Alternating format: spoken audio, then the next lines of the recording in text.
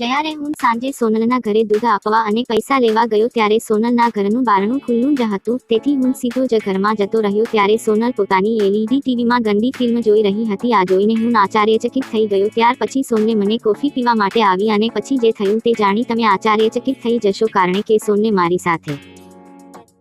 દોસ્તો, મારું નામ સોહમ છે અને હાલ મારી ઉંમર 22 વર્ષની છે. મારા માતા પિતાના મૃત્યુ પછી ઘરની બધી જ જવાબદારી મારા પર હતી, કારણ કે ઘરમાં હું મોટો હતો. મારા કરતા 4 વર્ષ નાની મારી એક બહેન છે. હું મારા અભ્યાસ સાથે હું એક દૂધની ડેરીમાં નોકરી પણ કરતો હતો. હું દરરોજ સવારે 4 વાગ્યે ઉઠતો હતો અને નોકરી પર જતો રહેતો. ત્યાં જઈને હું એક રિક્ષા લઈને શહેરના લોકોને સવારમાં દૂધ આપતો. મારે ગજા સોસાયટીમાં રહેલા લોકોને દરરોજ દૂધ આપવાની નોકરી હતી. આ સોસાયટી લોકો ખૂબ જ સારા હતા. આ સોસાયટી માં લગભગ 40 ઘર હતા અને બધા લોકો મને ખૂબ જ સારી રીતે ઓળખતા. વાર તહેવાર હોય ત્યારે આ સોસાયટીના લોકો મને ખૂબ મીઠાઈઓ આપતા હતા, કારણ કે તેમને ખબર હતી કે હું એક ગરીબ પરિવારનો છું. હું સવારે 4 વાગે નોકરી પર જતો અને 9 વાગે ઘરે આવી જતો. ત્યાર પછી હું કોલેજ જતો અને સાંજે 7 વાગે પાછો નોકરી પર જતો અને રાતના 9 વાગે ઘરે આવતો. મારી બહેન મને સાંજનું ટિફિન બનાવીને આપતી. આમ કરતા ને કરતા આ ડેરીમાં નોકરી કરતા મને 2 વર્ષ થઈ ગયા અને ડેરીના માલિક પણ મને સારો એવો પગાર આપતા, જેથી હું મારા પરિવારનું ભરણ પોષણ કરી શકતો.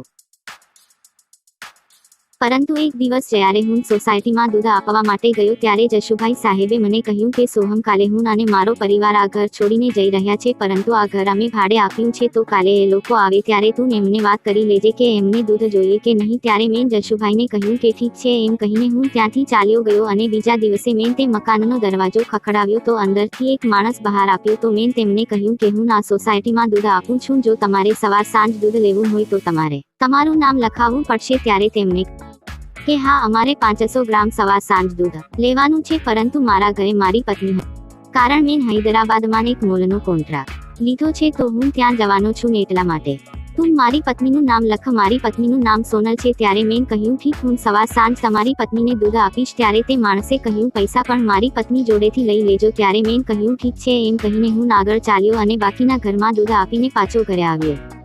અને પછી જ્યારે હું સોનલના ઘરે દૂધ આપવા ગયો તો સોનલ મારી સામે જોઈ જ રહેતી અને મને કહેતી કોઈ તકલીફ હોય તો મને જરૂર કહેજે, હું તારી તકલીફ જરૂર દૂર કરી દઈશ. ત્યારે મેં કહ્યું કે તમારો આભાર. આ જમાનામાં લોકોને બીજા દુઃખની ક્યાં કોઈ કિંમત છે? તમે સારા કહેવાય કે મારી મદદ કરવા તૈયાર છો. એમ કહીને સોનલને દૂધ આપીને હું આગળ ચાલ્યો. હું જ્યારે પણ સોનલને દૂધ આપવા માટે જાઉં ત્યારે સોનલે એકદમ ટૂંકા જ વસ્ત્રો પહેલા હોય તે જોઈને હું નીચે જોઈ લેતો. ત્યારે સોનલે મને કહેતી કે સોહમ, આ બધું તો આજના જમાનામાં નોર્મલ કહેવાય. જોને મારા પતિ પણ છેલ્લા 1 અઠવાડિયાથી હૈદરાબાદ ગયા છે અને હું અહીંયા એકલી. હું કોની સાથે ટાઈમ પાસ કરું? ઘરે એકલી રહીને હું કંટાળી ગઈ છું. ત્યારે મેં સોનલને કહ્યું કે આ મહિનાના પૈસા રોકડા આપશો કે પછી ઓનલાઈન કરશો? ત્યારે સોનલે કહ્યું કે સાંજે આપીશ. ત્યારે મેં કહ્યું ઠીક છે. એમ કહીને હું આગળ ચાલ્યો.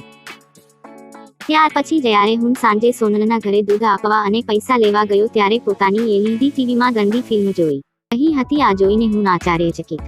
સોનલના ઘરનું બારણું ખુલ્લું જ હતું, તેથી હું સીધો જ ઘરમાં જતો રહ્યો. ત્યારે સોનલ થઈ ગયો અને ત્યાર પછી હું ઘરની બહાર નીકળી ગયો અને ત્યાર પછી મેં સોનલને બૂમ પાડી અને કહ્યું કે દૂધ આપવા અને પૈસા લેવા આવ્યો છું. ત્યારે સોનલ એકદમ ટૂંકા વસ્ત્રો પહેરીને મારી પાસે આવી અને મને કહેવા લાગી કે સોહમ, અંદર આવ, હું તારા માટે એક કપ કોફી બનાવી દઉં. ત્યારે મેં કહ્યું કે ના, મારે હજુ ઘણું બધું કામ છે. તેમ છતાં પણ સોનલ ખૂબ જ આજીજી કરવા લાગી. ત્યારે હું ના કહી ના શક્યો અને ઘરની અંદર ગયો. ત્યાર પછી સોનલ મારા માટે કોફી લઈને આવી. તેના ચહેરા પર એક મુસ્કાન હતી, જાણે આજે તેને મને કેદ ન કરી લીધો હોય. ત્યાર પછી મેં તે કોફી પીધી અને થોડીવાર પછી મને ચક્કર આવવા લાગ્યા. હું પોતાના પરનો કાબુ ગુમાવી રહ્યો હતો. ત્યાર પછી સોનલ મને તેના કમરામાં લઈ ગઈ અને પોતાના કપડાં ઉતારવા લાગી. સોનલને નિવસ્ત્ર જોઈને હું પોતાના પર કાબુ રાખી ન શક્યો, કારણ સોનલે કોફીમાં કંઈક મિલાવ્યું હતું. ત્યાર પછી સોનલ અને હું એકબીજાની અંદર ડૂબી ગયા અને પછી મેં મારા વસ્ત્રો પણ કાઢી નાખ્યા. લગભગ 4 કલાક સુધી મેં અને સોનલે શારીરિક સંબંધ બાંધ્યો અને પછી હું સીધો જ મારા ઘરે જતો રહ્યો અને તે દિવસ પછી ક્યારેય હું તે સોસાયટીમાં ન ગયો.